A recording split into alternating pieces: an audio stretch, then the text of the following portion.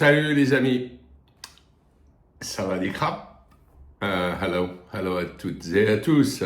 Alors, j'aurais envie de dire chose promise, chose due. J'avais annoncé lors de ma dernière vidéo que j'en ferai une nouvelle rapidement pour vous expliquer un peu ma stratégie de retraite en Thaïlande que pour l'instant j'envisage comme une sorte de moitié-moitié, on va dire à peu près 6 mois, 6 mois. Alors, donc évidemment cette vidéo va être basée sur mon cas personnel.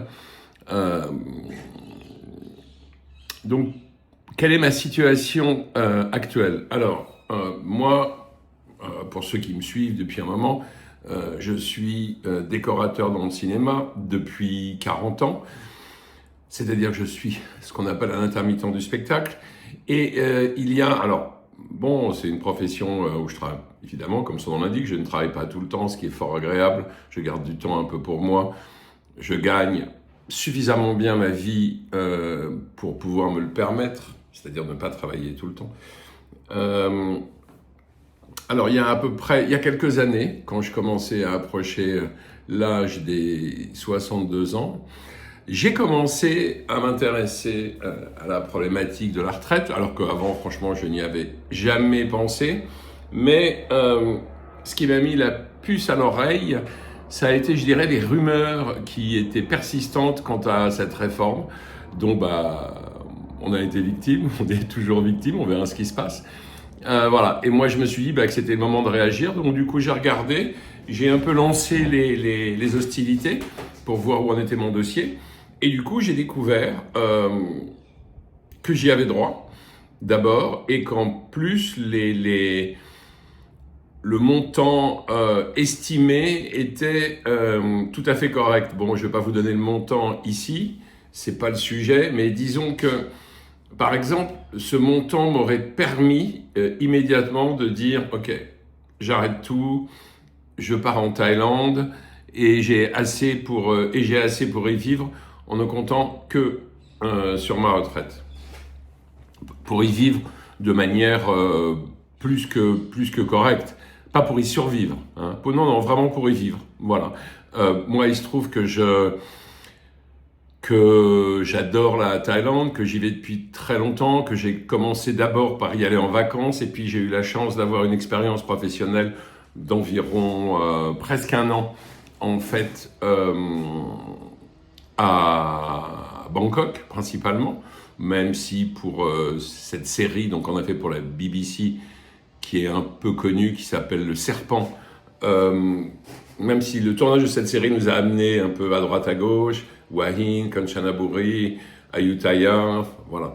Mais bon, en tout cas, ça m'a permis de visiter le pays, et j'avoue que, oui, comme beaucoup de gens, j'ai été accroché, voilà.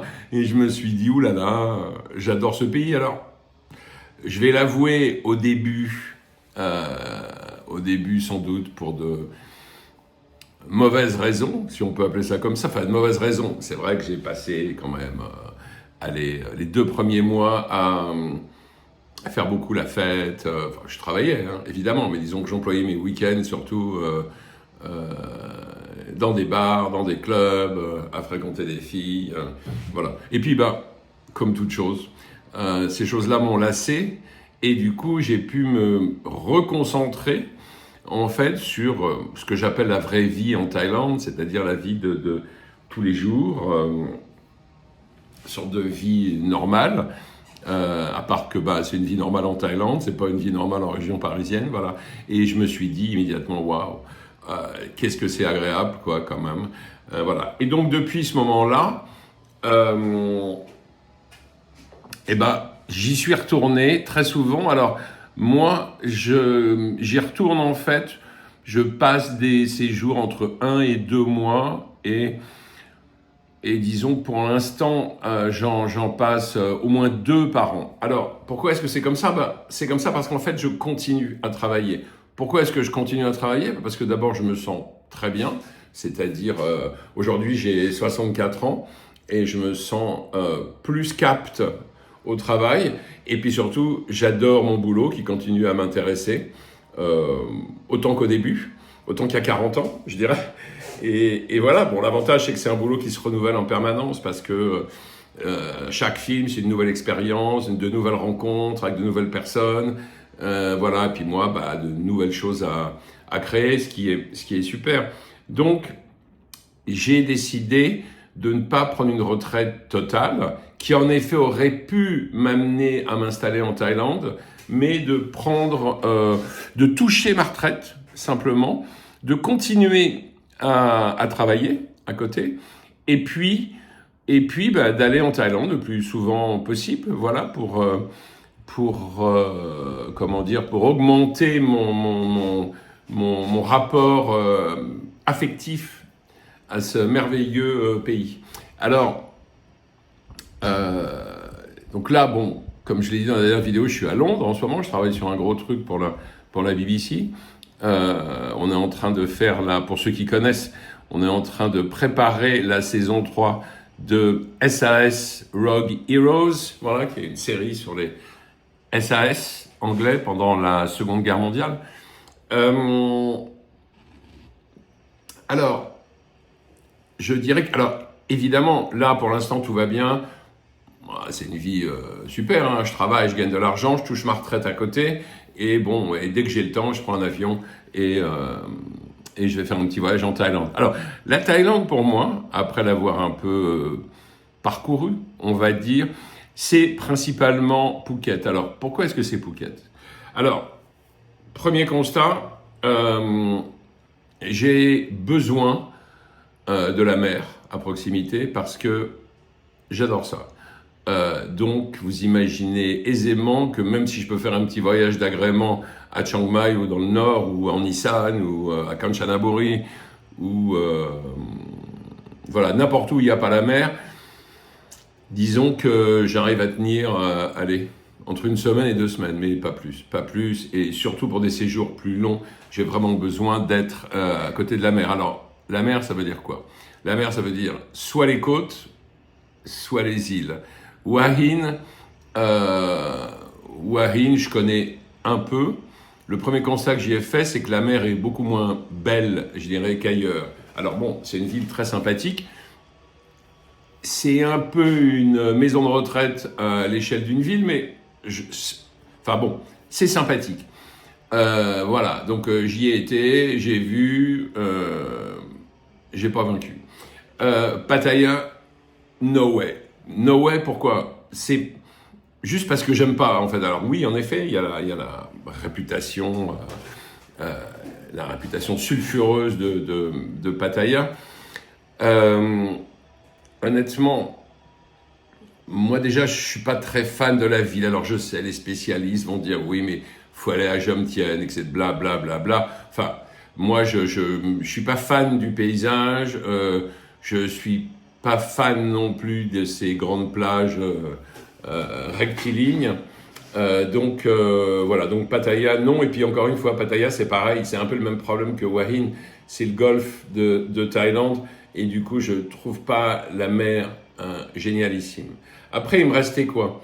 Alors, Koh Samui. Koh Samui, j'y ai même pas mis les pieds pour une raison simple.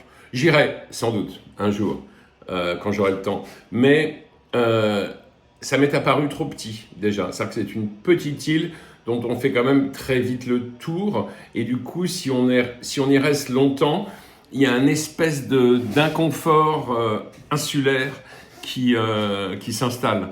Voilà. Après, bon, c'est une île qui est également chère. Bon, cela dit, Phuket rivalise, hein. Il n'y a aucun problème.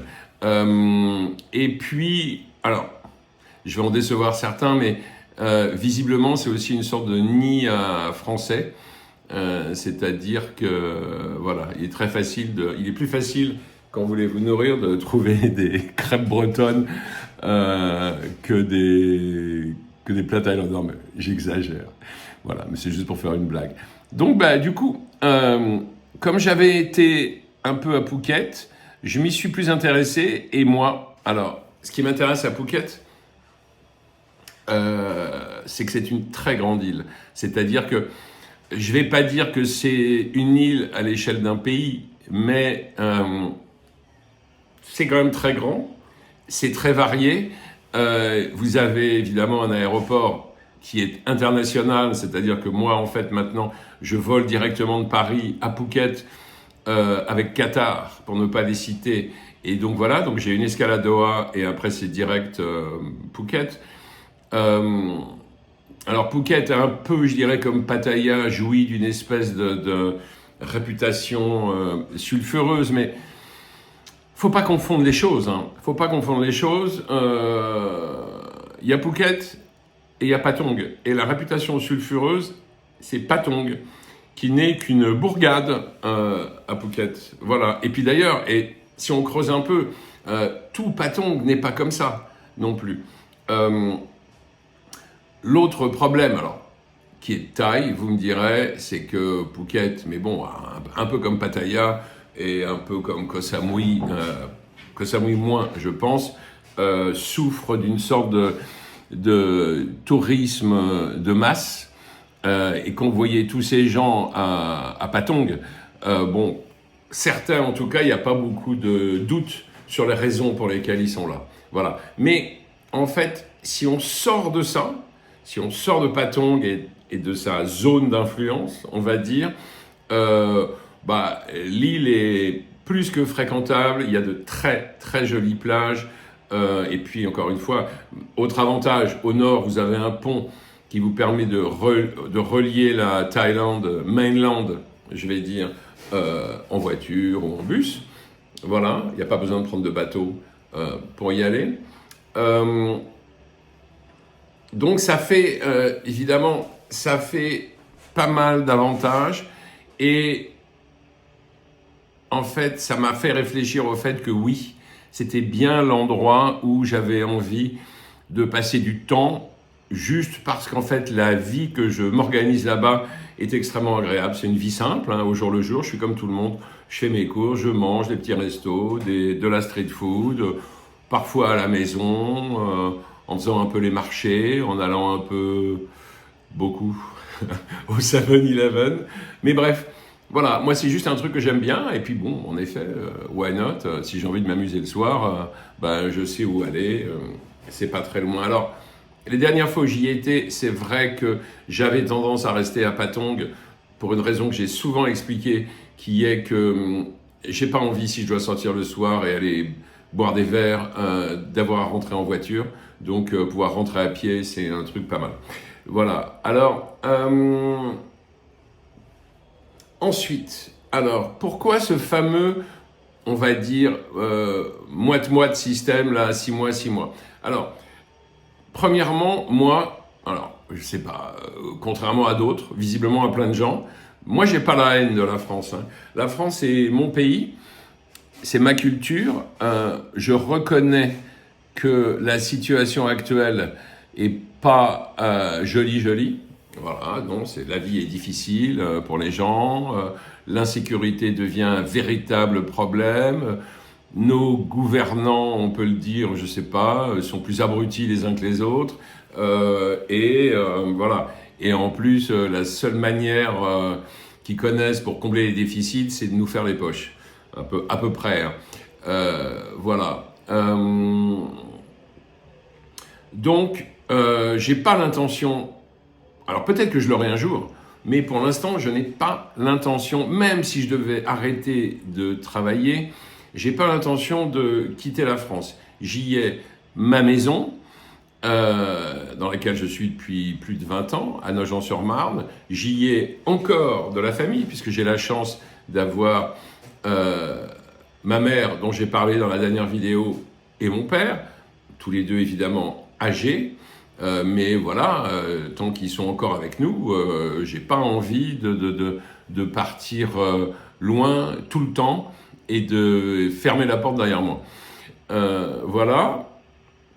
Et puis, il y a un truc, moi aussi, alors qui est très important pour moi, c'est ce que j'appelle la saisonnalité, c'est-à-dire que, alors, quand mon emploi du temps me le permet, moi, ce que j'adore, et ça sera d'ailleurs un peu le rêve pour cette espèce de retraite à mi-temps en Thaïlande, en fait, c'est de passer notre hiver à nous, l'hiver français, en Thaïlande et puis de pouvoir revenir en France quand la douceur printanière s'installe et je dirais probablement d'y passer l'été ou une partie de l'été.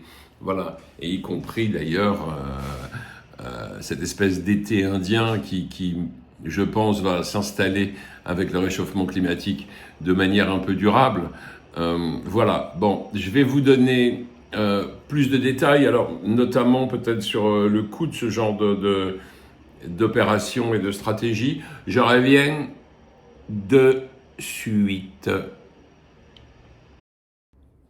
I'm back. Je suis de retour. Alors, ces fameux 6 mois à 6 mois que j'envisage, dès que j'aurai arrêté d'être un peu esclave quand même de mes emplois du temps professionnels.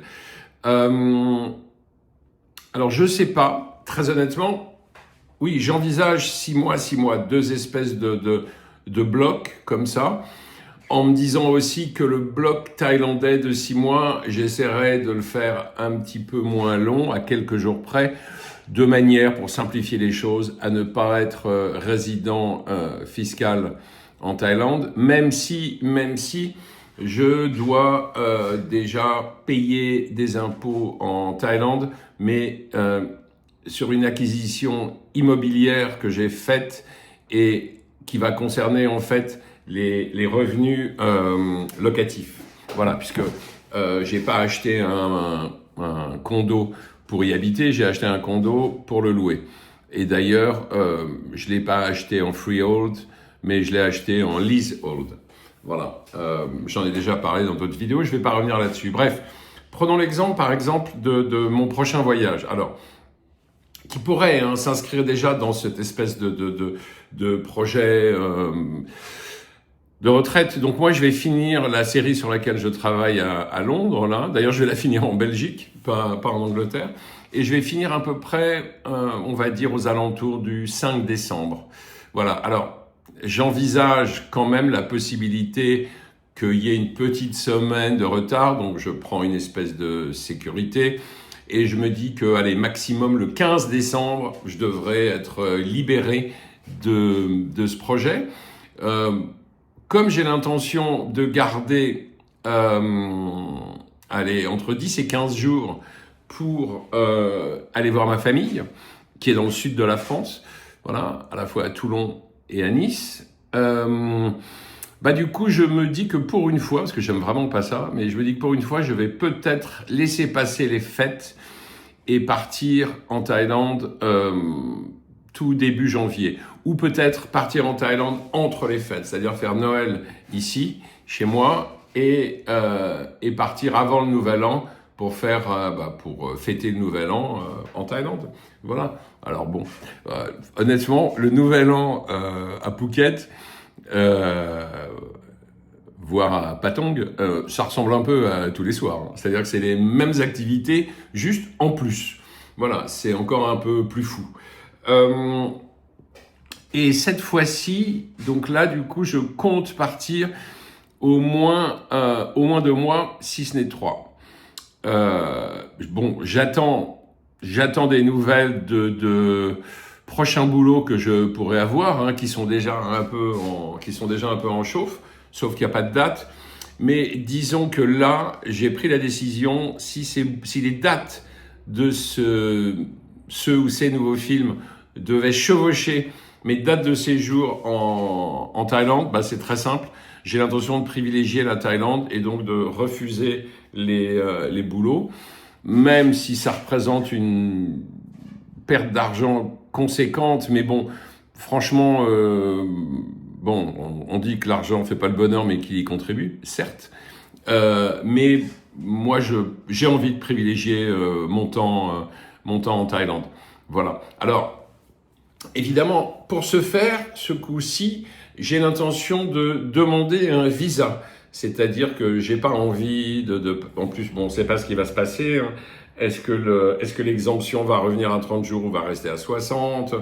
Bref, j'ai l'intention de demander un visa. Vous vous en doutez, un visa retraite. Alors, vous savez qu'on a en fait nous autres, à partir de 50 ans, le choix entre un visa non-émigrant O ou un visa non-émigrant OA, qui sont en fait les deux types de visas, qui sont un peu les mêmes, et qui concernent les retraités, enfin les retraités. Est-ce qu'on peut dire à 50 ans qu'on est un retraité? Je ne sais pas. En tout cas, à partir de 50 ans, on y a droit. Voilà. Alors, évidemment, obligation de ressources. Pas de problème de ce côté-là. Aucun problème. Donc, moi, j'ai l'intention de demander un non-émigrant O. Alors, pourquoi? Eh ben, pour une raison très simple, c'est parce qu'il n'y a pas d'obligation d'assurance de santé, même si elle est vivement recommandée. Par contre, le non-émigrant OA, là, il y a une obligation d'assurance santé. Alors, par rapport à l'assurance santé, moi, évidemment, moi, je compte garder la mutuelle que j'ai en France, et donc qui va avec la sécurité sociale, pour une raison que je vais vous expliquer après. Et je prendrai sans doute une petite assurance thaïlandaise, enfin en Thaïlande, pour couvrir des petits pépins qui pourraient m'arriver. Et puis, bon, moi je fais pas de scooter, donc déjà de ce côté-là, accident de scooter, c'est pas à envisager, mais il peut toujours se passer quelque chose. Par contre, je ne prendrai pas une grosse mutuelle. J'en prendrai une petite qui me permettra de couvrir, je sais pas, une éventuelle visite à l'hôpital, d'éventuels frais dentaires s'il m'arrivait quelque chose à ce niveau-là. Frais de lunettes, honnêtement, c'est pas la peine parce que les lunettes, je les fais en France. Et en général, quand je les fais, j'en ai pour 2 ans au moins. Donc voilà. Alors, pourquoi est-ce que j'ai l'intention de faire ça? En fait, pour une raison très simple, c'est que, alors moi, comme les autres, comme beaucoup d'autres sur YouTube, je ne fais aucune comparaison entre les qualités de soins ou les qualités du système de santé français et thaïlandais. Ce que je sais, par contre, c'est que si je devais tomber malade, alors que je dis malade, une grosse maladie, c'est-à-dire un traitement un peu lourd, visite à l'hôpital fréquente, je préférerais être en France. Alors pourquoi? Simplement parce qu'en France, je pourrais être mieux entouré. Entouré par qui? Entouré par ma famille et par mes amis que je n'aurais pas en Thaïlande. C'est-à-dire qu'en Thaïlande, j'irai à l'hôpital, mais disons que si j'ai pas une copine sympa ou de nouveaux amis sympas, grosso modo, je serai tout seul. Alors, honnêtement, ok, les hôpitaux en Thaïlande, c'est des 5 étoiles, c'est super, on paye le prix tout de même. Hein, donc du coup, le montant de cotisation de mutuelle, enfin d'assurance, va de pair. Donc voilà, si je devais avoir une mauvaise nouvelle, on peut dire le mot, hein, je sais pas, cancer, truc comme ça. Je pense que mon premier réflexe, s'il est diagnostiqué en Thaïlande, ça serait de retourner en France et de m'installer quelque part, alors soit chez moi, soit dans une autre ville, s'il y a tout d'un coup un service qui me paraît plus cohérent. J'ai donné dans la dernière vidéo l'exemple de celui dans lequel ma mère a été soignée de son cancer, et franchement, même si c'est pas un 5 étoiles avec des palmiers partout, ça fait quand même envie parce que les protocoles étaient au top, les médecins étaient au top, les délais d'attente étaient pas délirants. Et puis alors, surtout, moi, je suis quand même, désolé de ça. Mais, enfin désolé, non d'ailleurs, je suis pas du tout désolé. Mais on peut quand même bénéficier en France de ce qu'on appelle l'ALD. En cas de maladie grave. Et l'ALD, c'est quoi? L'ALD, c'est assurance longue, je sais plus quoi, ALD, oui, assurance longue, je sais pas. Bref, c'est une couverture à 100% par la sécurité sociale, ne concernant que la maladie en question. Donc en effet, vous gardez votre petite mutuelle française pour d'éventuels trucs de lunettes, de dents, visite chez le médecin, remboursement des médicaments. Par contre, tout ce qui concerne, prononçons le mot une nouvelle fois, un cancer, avec des traitements qui en général sont extrêmement onéreux, c'est couvert absolument à 100% par la Sécu, avec évidemment certaines limitations, hein, les dépassements d'honoraires, des choses comme ça. Mais disons que tout ce qui concerne la maladie et ce qui découle de la maladie, c'est pris en charge à 100%. La même maladie en Thaïlande, donc premièrement, encore une fois, les protocoles en Thaïlande, je les connais pas, donc, mais bon, admettons qu'ils soient aussi bien, aussi récents, ce genre de maladie en Thaïlande, au niveau de la couverture par une assurance, ça va vous coûter la peau des fesses. Et en plus, il n'est pas du tout évident que l'assurance en question essaye pas à un moment donné de vous dégager, parce que on parle d'assurance privée, et les assurances privées, elles font du business, et leur business est basé sur le risque. Ce qui veut dire que dès qu'ils estiment que le risque est trop important et que ça va leur coûter trop d'argent, ils vont commencer à regarder dans les textes, dans le contrat, pour essayer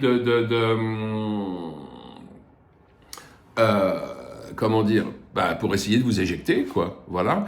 Ou éventuellement de pas rembourser, parce que il y a une certaine période au début de votre assurance, il y a une espèce de période un peu probatoire qui est, je crois, d'un an, pendant laquelle, si vous tombez malade, vous n'êtes pas remboursé. Voilà. Donc je veux même pas vous donner les chiffres, mais c'est même plus la peau des fesses que ça va vous coûter. C'est encore pire que ça en Thaïlande. Voilà. Donc la stratégie pour moi, elle est simple.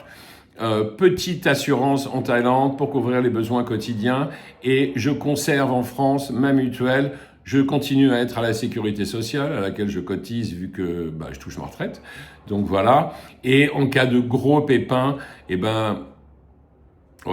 retour en France. Je me réinstalle un peu, le temps de me soigner, et si c'est grave, je bénéficie de l'ALD, ce qui est pas mal. Alors, je sais, le système santé français est un peu en perte de vitesse, voire pire que ça. Mais enfin, je veux dire, sur la qualité des soins, ça continue à être pas mal. Ce qui est vraiment épouvantable, c'est parfois les délais qu'il faut pour avoir un rendez-vous.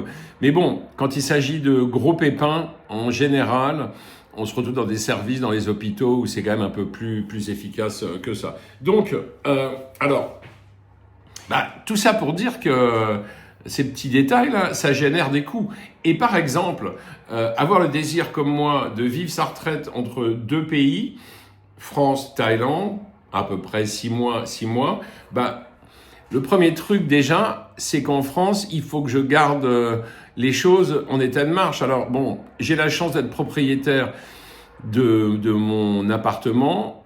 Il y a quand même des frais qui courent. C'est-à-dire que même si je pars pendant 6 mois, un peu moins en Thaïlande, il faut que je garde l'appartement en état de marche. Ça veut dire que je continue à payer l'impôt foncier, je continue à payer les assurances, je continue à payer les abonnements gaz, électricité, etc., etc.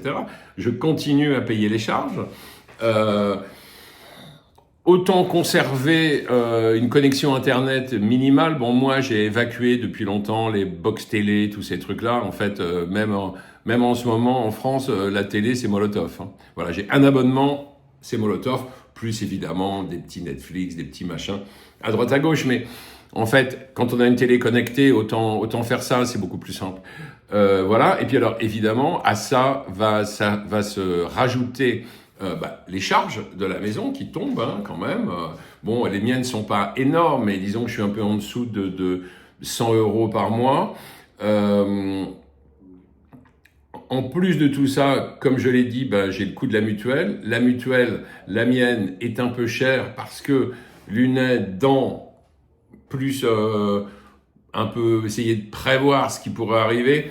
Ouais, disons que je dois être, je sais plus combien je paye, mais je dirais que je suis à 150 euros par mois, peut-être un peu plus. Voilà.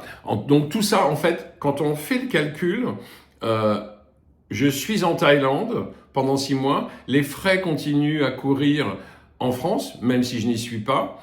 Ben voilà, juste pour quand je reviens rentrer dans une maison qui peut fonctionner tout de suite. Je pense qu'il faut compter au moins 500 euros par mois, voire un peu plus. Moi, je dois plutôt être à 700 euros par mois, juste pour conserver mon petit chez-moi en France. Voilà, donc, bon, c'est pas un petit chiffre, hein. Alors évidemment, si je décidais de partir pour de bon en Thaïlande et ne plus rentrer en France, que je ne ferai pas, encore une fois, bah du coup je pourrais ces ces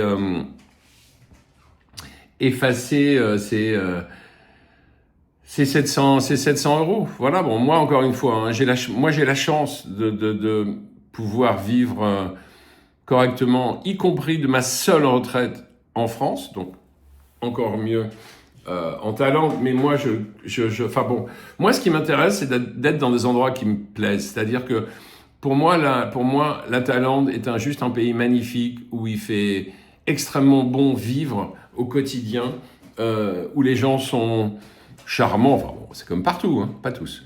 Mais bon, ils sont souriants, même si ils pensent dans leur tête d'autres trucs, enfin, qui vont pas avec le sourire. Mais voilà, moi ce qui m'importe c'est ça. Je ne choisis pas la Thaïlande parce que c'est moins cher. Je suis très content que ce soit moins cher. On verra d'ailleurs où ça va parce que c'est de moins en moins cher quand même. Mais bon, mais disons que voilà. Donc ce petit 6 mois.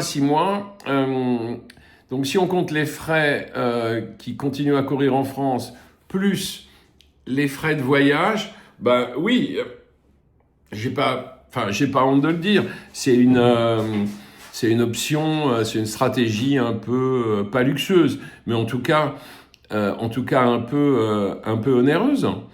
Voilà, mais en tout cas, moi, honnêtement, c'est la mienne. Encore une fois, je vais pas faire comme tous ces youtubeurs là qui essayent en fait de vous dégoûter de la France pour mieux vous attirer dans leur filet de conseils en expatriation. Écoutez, moi je sais pas, mais moi je suis pas Einstein non plus, hein, mais j'ai pas besoin de conseils en expatriation. Les informations, je les trouve directement sur Internet. Vous voyez, je vous dis, les visas, par exemple, j'ai pas besoin d'avoir quelqu'un qui, pour de l'argent, me dise où je dois aller. Voilà. Alors oui, évidemment. Alors important, tiens, par rapport au visa, puisque j'en parlais tout à l'heure. Donc le OA. Contrairement le non-immigrant O, celui que je voudrais prendre, contrairement au OA, n'est pas un visa à multi-entrée. C'est un visa valable 90 jours et en fait, à chaque fois que vous voulez, donc qu'il faut renouveler, évidemment, et à chaque fois que vous voulez sortir du pays, il faut impérativement passer à l'immigration et demander une réentrée. Ce qui vous permet en fait, quelque part, de mettre votre visa sur pause. C'est-à-dire que vous demandez une réentrée, je dis ça, en fait c'est la traduction de re-entry. Voilà, donc vous demandez une re-entry, vous pouvez partir, et quand vous revenez, vous n'aurez pas de mauvaise surprise avec un officier à l'immigration qui vous dira « Ah bah non monsieur, je suis désolé, mais votre visa il a sauté, il est plus valable, parce que vous n'avez pas demandé de re-entry. » Alors que si vous demandez la re-entry, eh ben, à partir du moment où vous re-rentrez en Thaïlande, eh ben, votre visa va continuer à courir comme si vous n'étiez pas parti avec, encore une fois, la limite de 90 jours, au bout desquels il faut... c'est un peu emmerdant, je sais, mais il faut retourner à l'immigration et se faire réenregistrer. Il me semble que le OA, je sais plus s'il y a, mais je crois qu'il y a les 90 jours quand même. Je sais pas, vous me direz si vous voulez faire des commentaires. Mais en tout cas, il est valable 1 an et il est multi-entrée. C'est-à-dire que le OA, vous pouvez, vous pouvez entrer et sortir comme vous voulez pendant 1 an. Il n'y a pas de re-entry à demander. Voilà. L'intérêt, je sais pas si ça en est un, mais Le visa d'un immigrant O, c'est un visa que vous pouvez demander en Thaïlande ou depuis votre pays. Il me semble que le OA ne peut être fait qu'à l'étranger. Vous pouvez pas le demander vous pouvez pas le demander en Thaïlande. Après, les obligations de ressources, en fait, c'est les mêmes. Donc toujours le choix entre soit déposer de l'argent, un peu d'argent quand même, hein, sur un compte bancaire en Thaïlande, soit soit pouvoir prouver que vous avez suffisamment de ressources. Alors le dépôt, ouais, je crois que c'est 800 000 bahts, et les obligations de ressources, c'est 65 000 bahts par mois. Voilà. Mais encore une fois, moi le gros truc, c'est que bon, j'aime pas qu'on me force la main déjà, et cette obligation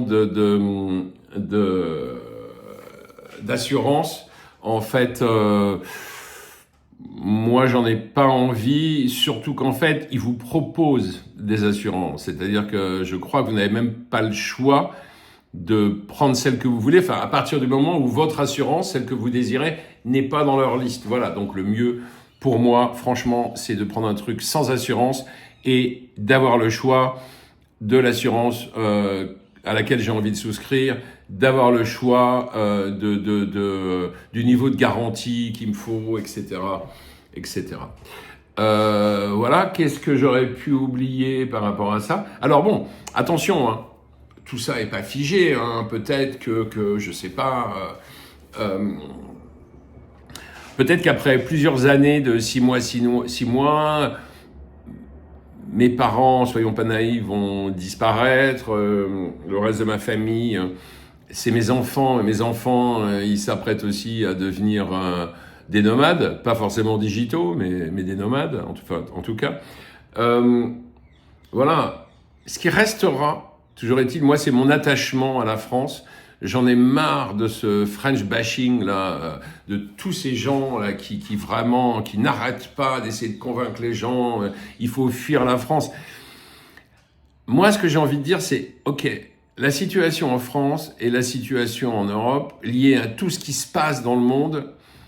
Bien sûr, c'est pas génial, mais est-ce qu'on pourrait pas éventuellement essayer de garder un peu d'espoir en se disant les choses pourrait changer et les choses pourraient aller mieux. Alors, bien sûr, ça va demander...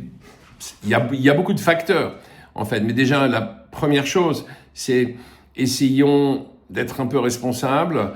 On a dans les mains un bulletin de vote. Donc, essayons de voter pour les bonnes personnes. Je ne vous dirai pas qui elles sont, mais essayons de voter pour les bonnes personnes, déjà de manière à ce que ce pays, à l'interne, aille mieux. Après, le reste, les événements qui peuvent se produire, les influences de la géopolitique, des conflits, de Trump, etc., ça, malheureusement, on n'y peut pas grand-chose. Mais moi, je sais que... voilà, moi j'ai envie de garder des liens, j'ai pas envie de couper les ponts, j'ai envie de revenir, j'ai envie d'aller regarder, d'aller me balader dans le bois de Vincennes quand le printemps arrive, j'ai envie de pouvoir aller au musée, au cinéma, au théâtre, voilà, c'est tout, ça me plaît. Bon bref, voilà pour mes 6 mois, comme d'habitude, likez, abonnez-vous si ça n'est pas fait et surtout n'hésitez pas à commenter. Je répondrai à vos commentaires avec un grand plaisir. Voilà, c'est tout pour aujourd'hui. Bye bye, portez-vous bien et à très vite. À très vite. Salut!